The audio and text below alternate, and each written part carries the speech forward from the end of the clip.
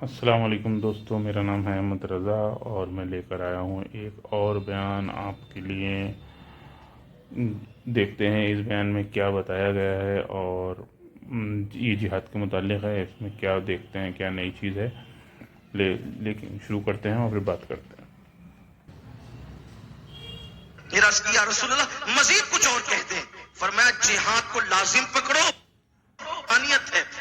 پھر عرض کی یا رسول اللہ، اچھا یہ جہاد کا جو تذکرہ بار بار آ رہا ہے نا، جب لوگ سوچتے ہیں جہاد تو مطلب کٹنا مرنا مارنا یہی ہے، حالانکہ جہاد کی تفصیل اسلام میں یہ ہے، ہر برائی کو مٹانے کی کوشش کو جہاد کہتے ہیں۔ برائی کو مٹانے کی کوشش کو جہاد کہتے ہیں۔ اب وہ برائی کو مٹانے کی کوشش کرنا زبان سے ہو تو وہ جہاد باللسان ہے، قلم سے ہو تو جہاد بالقلم ہے، ہتھیار سے ہو تو جہاد بالسیف ہے۔ لیکن لوگوں کو پتہ نہیں کیا، جیسے کورونا سے لوگوں کو جو ہے گھبراہٹ ہوتی ہے، ویسے جہاد سے لوگوں کو گھبراہٹ ہوتی ہے، کیونکہ لوگوں نے اتنا بدنام ہی کر دیا جہاد کو، ٹرینوں میں بم دھماکے کرنا، لوگوں کو جو ہے وہ مار ڈالنا، لوگوں کے مال لوٹ لینا، زبردستی کسی پہ ظلم کرنا، یہ جہاد نہیں، یہ دہشت گردی ہے۔ جہاد کیا ہے؟ جہاد یہ ہے کہ مظلوم کو اس کا حق دلانے کی کوشش کرنا، یہ جہاد ہے، اور ظالم کا ہاتھ پکڑ کر کے مروڑ دینا، یہ جہاد ہے۔ برائی کو مٹانے کی کوشش کرنے کو جہاد کہتے ہیں۔ لوگوں کو اپنی اصلاح بھی کرنا چاہیے، لوگوں نے بدنام کیا جہاد۔ جہاد بنائے جوہد سے، اور جوہد کا مطلب ہے کوشش۔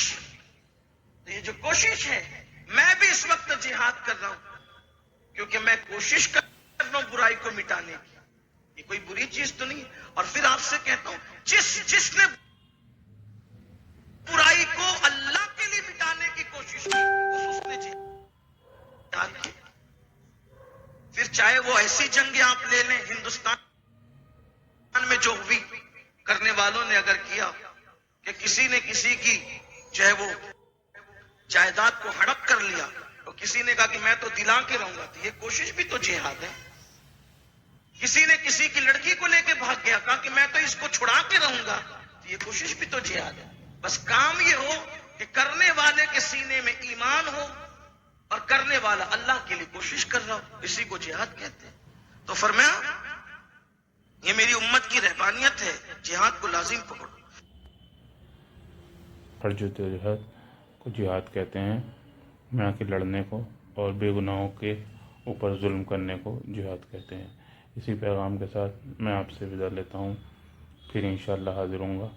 اگر میری بات اچھی لگی تو اس پیغام کو آگے پہنچائیے، اور پہنچانے کے لیے ضروری ہے کہ آپ میرے چینل کو سبسکرائب کریں۔ اللہ حافظ۔